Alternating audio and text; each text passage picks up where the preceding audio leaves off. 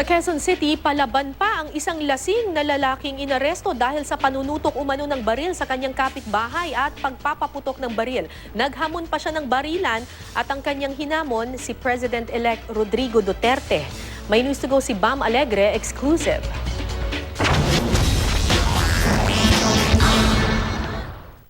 Ito, Duterte, mag-draw tayo. Mag-draw tayo. Bigyan mo ako ng baril. Sige. Walang problema. Ba't ako matatakot?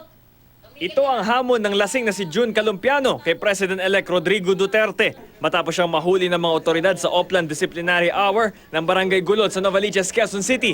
Inireklamo siya ng mga kapitbahay matapos silang tutukan ng baril at kalaunay nagpaputok sa lugar.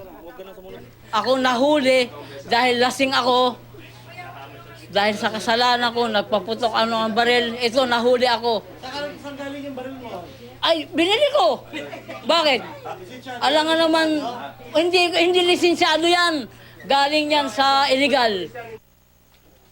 Narecover ng mga polis ang basyon na mula raw sa baril na 9mm at natagpuan din nila yung iba pang mga bala. Sa ngayon, hinahanap nila kung nasan yung mismong baril. Dahil ayon sa mga kapitbahay, nagpaputok raw kanina ang suspect. Hindi na nahanap ang baril, pero itinuro siya ng mga kapitbahay na siyang nagpaputok.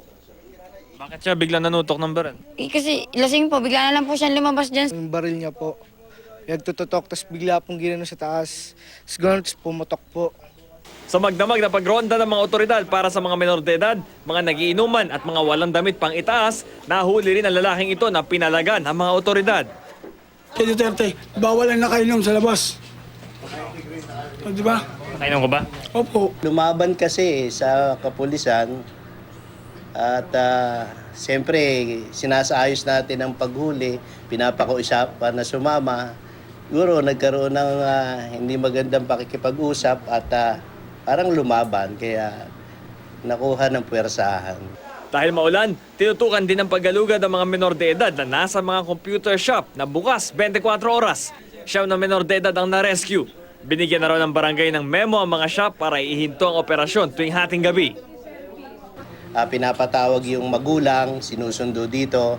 Hindi namin kasi inire-release hanggat wala yung mga magulang. Tapos binibigyan namin ng